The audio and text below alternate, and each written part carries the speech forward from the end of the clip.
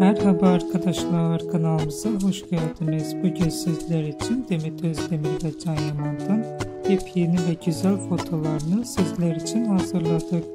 Can Yaman, Gönül İşleri, İnadına Aşk ve birçok dizilerde rol almış ve herkes tarafından çok beğenilmişti. Biz de sizler için Can Yaman'dan en güzel ve en özel fotolarını hazırladık. Bu videoların devamı gelmektedir.